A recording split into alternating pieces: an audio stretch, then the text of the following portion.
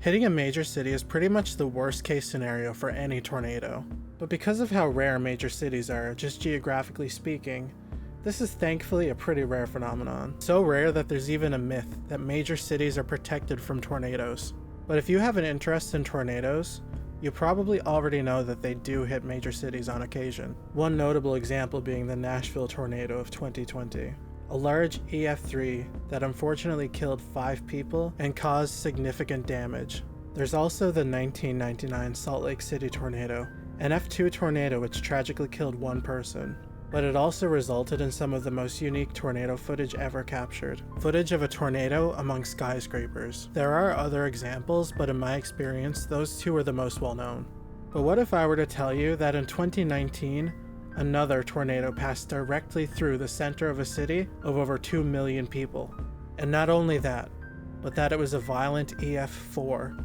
The reason this tornado isn't as famous is because it didn't happen in the United States. It happened in Cuba. Like most tornadoes, this tornado started with an unstable atmosphere. In this case, there was a large, low-pressure system coming from the northwest. This system began interacting with the warm, humid air typical of the Caribbean region, resulting in instability. By noon on January 27th, this was already beginning to cause strong winds in Cuba, with sustained winds already at 50 to 55 kilometers per hour and gusts up to 87 kilometers per hour. That's around 31 to 34 miles per hour and 54 miles per hour. Things only got worse from there, unfortunately, as storms began to form. There was rain, hail, and even storm surge and flooding was an issue on the north coast. The winds also increased to around 100 kilometers per hour sustained, and gusts of 115 kilometers per hour. That's 62 miles per hour and 71 miles per hour. This wouldn't be the worst of things, however, as at 8:20 p.m., a tornado would touch down. The tornado first touched down near the Casino Deportivo area of Havana.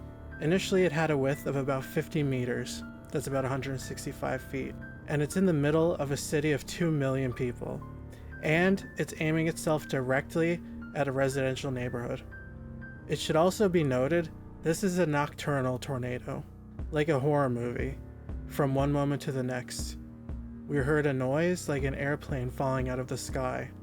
The first thing I did was go hug my daughters, Julio Menendez. There really are a few scenarios worse than this.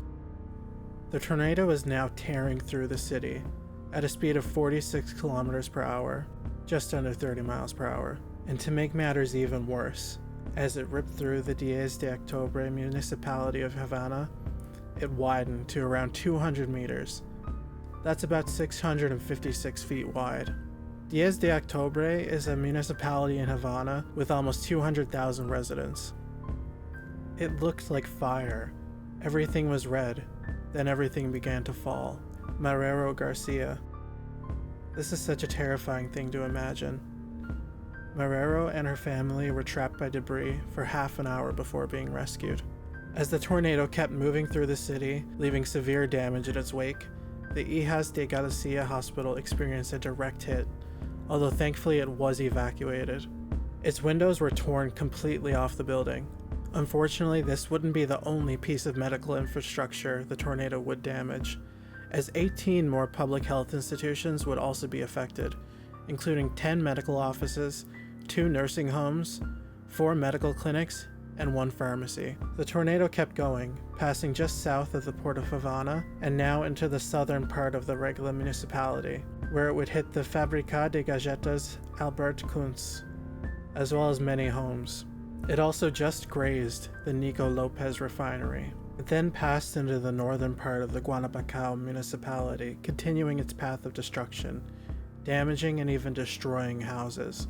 The tornado then kept on its northeasterly path into the Havana del Este municipality, where it would begin to weaken until going out to sea, where it would eventually dissipate. The 2019 Havana tornado traveled 20 kilometers across Havana, destroying hundreds of homes and seriously damaging over 1,200. As mentioned previously, there was extensive damage done to medical infrastructure, but the tornado also did a lot of damage to educational infrastructure, damaging 46 schools, and of course the many, many houses that were damaged or even destroyed. As terrible as all this material damage is, with so many families losing the literal roof over their heads, What's even worse is that unfortunately, 8 people lost their lives to this tornado. But, well, 8 people is 8 people too many. And the loss of those 8 people will no doubt have left a hole in many more people's lives. I'd like to point out that this was an EF4 tornado in the middle of a city of 2 million people. And this death toll could have easily been much higher.